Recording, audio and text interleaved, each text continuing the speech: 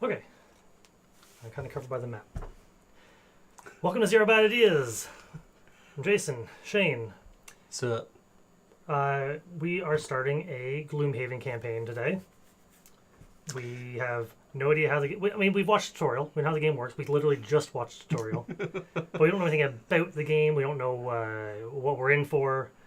We had a bit of discussion about what we want to do character-wise, but beyond that, like, this is totally new.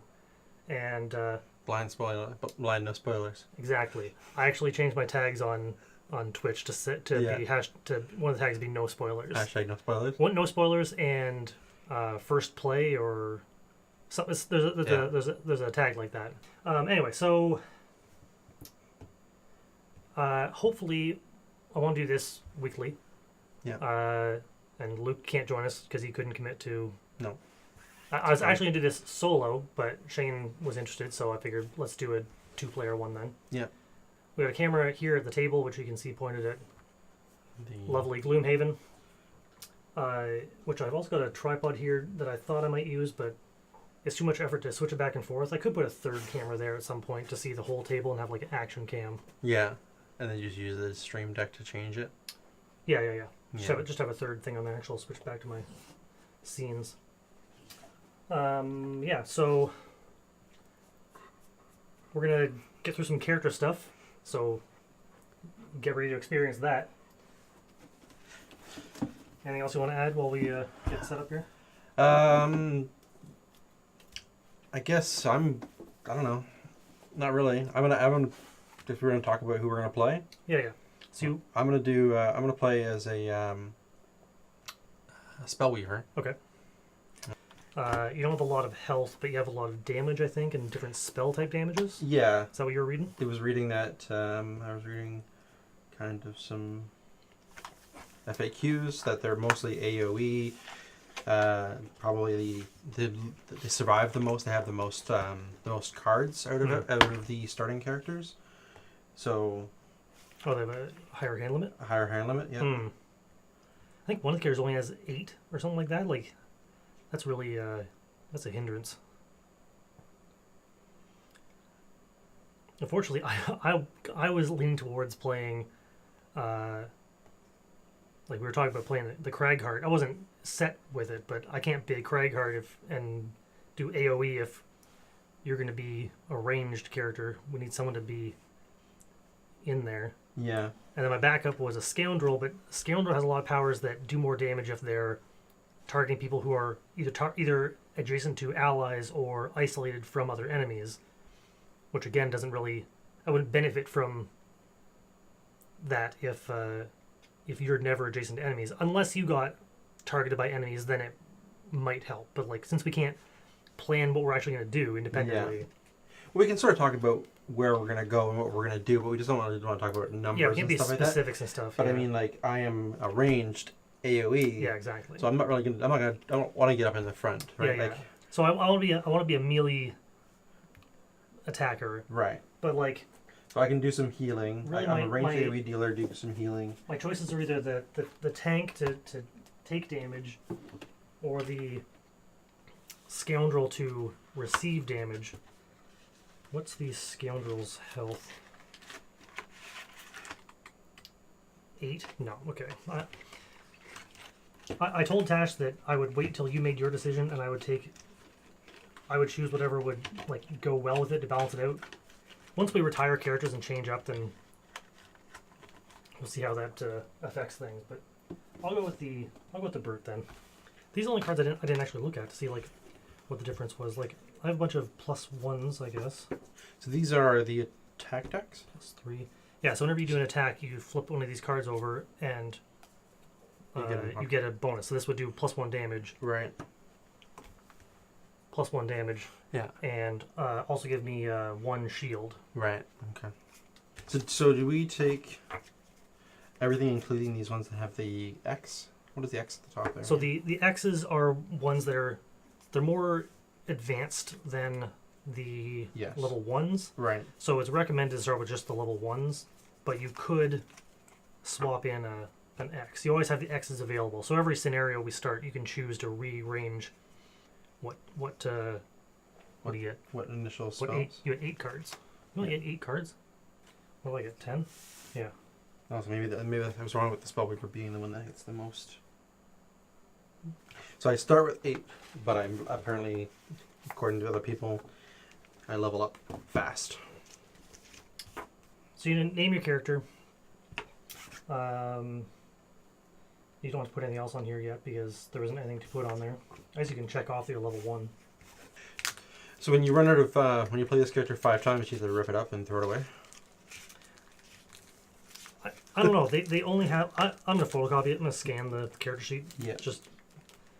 I mean, it depends. Like, we've got 17 characters to play. Do you think you're going to play... One of us is going to play a Spellweaver 5 times? I'm going to pay homage to one of my favorite internet boys. Yeah? I'm going to be Lady Flame. What was that a reference to? The, Bim Bam. Not Bim Bam. Their adventure, the adventure zone. One of the characters is named Lady Flame. Oh, okay. I've seen that, but I wouldn't have remembered that. Okay, so I guess the first thing to do would be to symbolically apply sticker number 1 to the board.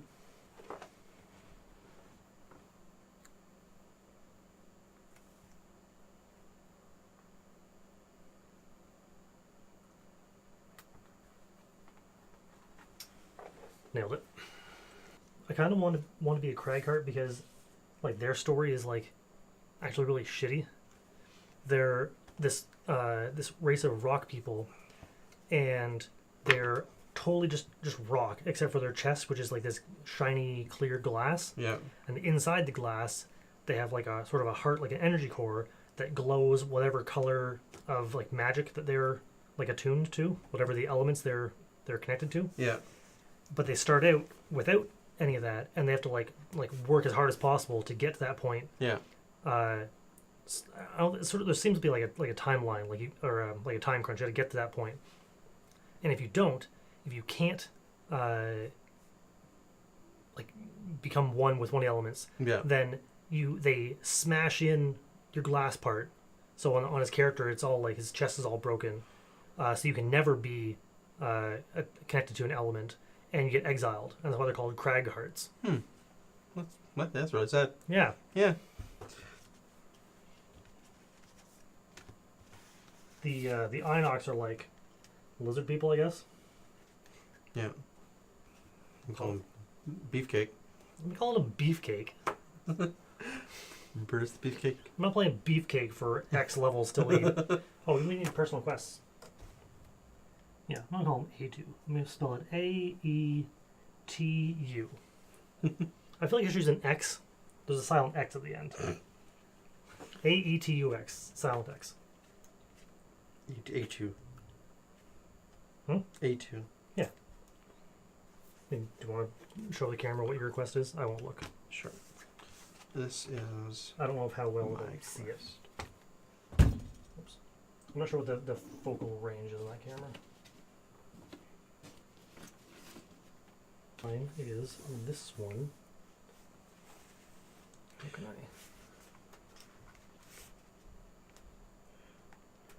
I don't know if you can read that, but here's what it is. Here's what it unlocks.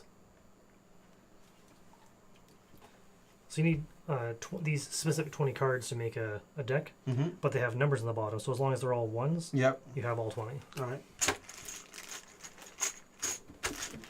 I'm glad they didn't make me go through there and sort out all 20 of them. Okay. Shall I read us the scenario?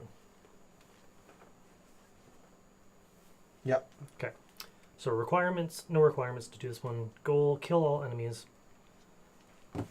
The hill is easy enough to find. A short journey past the New Market Gate, and you see it jutting out on the edge of the corpse wood, looking like a rat under a rug. I wonder if that forest is actually called corpse wood on here. Yep. No, it is too.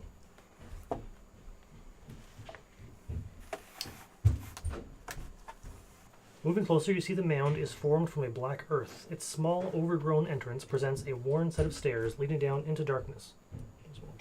Look at the map. As you descend, you gratefully notice light emanating from below. Unfortunately, the light is accompanied by the unmistakable stench of death. You contemplate what kind of thieves would make their camp in such a horrid place as you reach the bottom of the steps. Here you find your answer, a rough group of cutthroats who don't seem to have taken very kindly to your sudden appearance. One in the back matches the description of your quarry. Wait, we have a quarry? Alright. It doesn't say anything about... No. Just have to kill somebody. Okay. Take care of these unfortunates, he says, backing out of the room. You can vaguely make out his silhouette as he retreats down a hallway and through a door to his left. Well, it's not every day we get people stupid enough to hand-deliver their valuables to us, grins one of the larger bandits, unsheathing a rusty blade. We'll be killing you now. A rusty blade, like, come on. Have I'm gonna some... burn you to fucking death, bitch. Have some...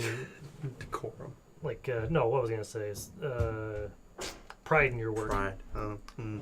Joke's on them. If you had any valuables, you probably wouldn't be down here in the first place, because we are broke. Yep. I mean, I got some nice boots, and a healing potion that's probably decent. Certain cards let you loot within a radius.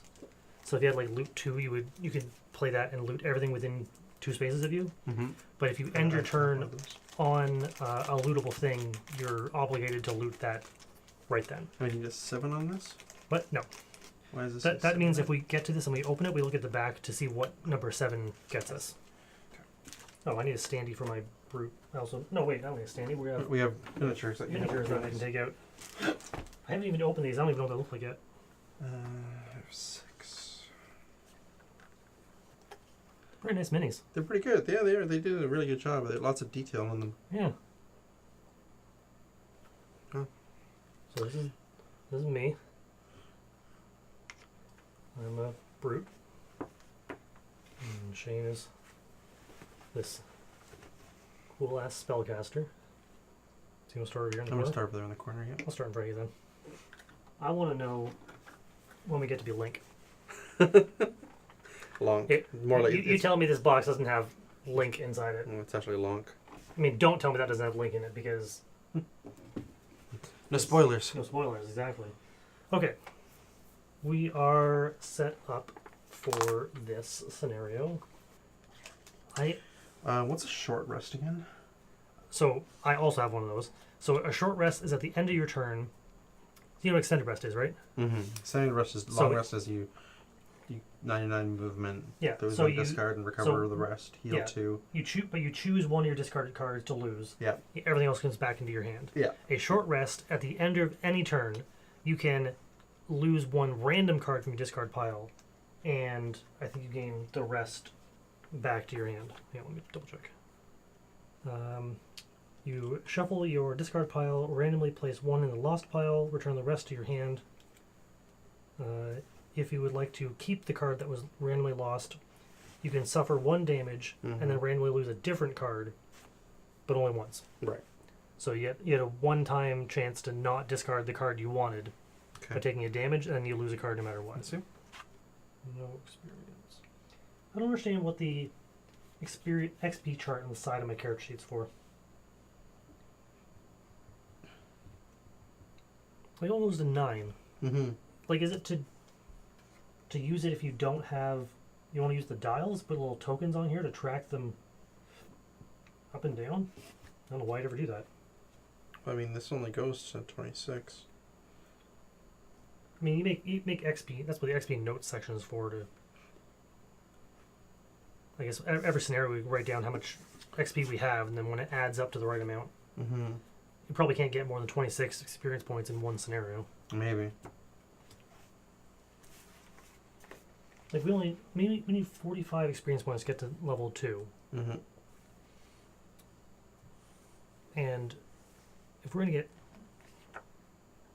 6 per scenario as a just a flat rate, and that would take us